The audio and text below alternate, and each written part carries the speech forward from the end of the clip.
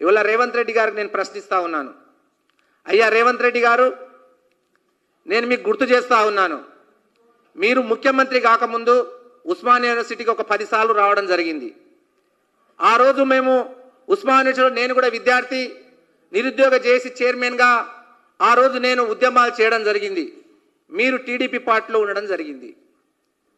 ఆ రోజు మీరు విద్యారంగ సమస్యలు తెలుసు, ఉస్మానియా యూనివర్సిటీ ఏ రకంగా ఎలాంటి సమస్యలతో ఇవాళ ఉన్నది, హాస్టళ్ల పరిస్థితి ఏంది, ఉస్మానియా యూనివర్సిటీ భూముల పరిస్థితి ఏంది, అక్కడ ఉన్న సైద్ధాంతిక పరిస్థితులు ఏందనేది కూడా రేవంత్ రెడ్డి గారికి పూర్తిగా అవగాహన ఉన్నది.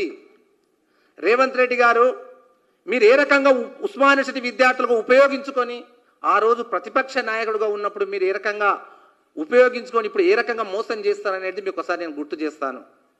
మీరు 2008లో మీరు ఉస్మానియా యూనివర్సిటీకి రావడం జరిగింది. మీరు ఆ రోజు టీడీపీ నాయకుడు, మీరు టీడీపీ అధికార ప్రతినిధిగా ఉన్నారు. మీరు ఆ రోజు అర్బన్ నక్సలైట్లు, మీకు అర్బన్ నక్సలైట్లు ఆ రోజు మీ మీద దాడి చేయడం జరిగింది. ఇవాళ సమైక్యవాది తెలంగాణ రాష్ట్ర ఇవాళ ఉస్మానియా యూనివర్సిటీ రాగుంటూ గోబ్యాగ్ అని లైబ్రరీలో వస్తే ఇవాళ ఆ రోజు మేము ఉస్మానియా యూనివర్సిటీ విద్యార్థులం, మా ఉస్మానియా యూనివర్సిటీ విద్యార్థి అసిస్టెంట్ ప్రొఫెసర్ వీరబాబు మీద ఆ రోజు దాడి చేయడం జరిగింది. ఆ రోజు ఎవరు? అర్బన్ నక్సలైట్లు. ఆ రోజు దాడి చేసి గాయపరిచి వాళ్ళ నీకు సురక్షితంగా ఆ రోజు ఉస్మానియా యూనివర్సిటీ నుంచి బయట పంపిన చరిత్ర ఉస్మానియా యూనివర్సిటీ విద్యార్థులది. అదేవిధంగా 2009లో తెలంగాణ రాష్ట్రం ఉద్యమం ఉధృతంగా జరుగుతుంది. ఆ రోజు కూడా మీరు ఉస్మానియా యూనివర్సిటీ మేము అమర నిరాహార దీక్ష చేస్తుంటే మీరు ఇవాళ టీడీపీ పార్టీలో ఉండడం జరిగింది. ఆ రోజు మేము దీక్ష చేస్తున్నప్పుడు విద్యార్థి నాయకులకు మీకు సంఘీభావం తెలియజేయడానికి వచ్చారు. ఆ రోజు మీ మీద దాడి చేయడానికి వస్తే ప్రతి ఒక్క విద్యార్థి మీకు ఇవాళ మీకు అండగా ఉండి నీ కారు ఎక్కించి మేమందరం కూడా నీకు బయట పంపడం జరిగింది. అదేవిధంగా 2016లో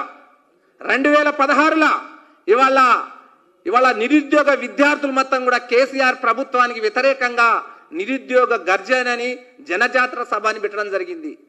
ఆ రోజు నీ ఎంబడెంబడి కూడా మొత్తం ఇప్పుడు అర్బన్ నక్సలైట్ ఉండ్రు, నీ ఎంబడి మొత్తం ఈరోజు నిన్న ఠాగూర్ ఆడిటోరియంలో మొత్తం కూడా ఎవరు నక్సలైట్లు, అర్బన్ నక్సలైట్లు వాళ్ళే ఉన్నారు.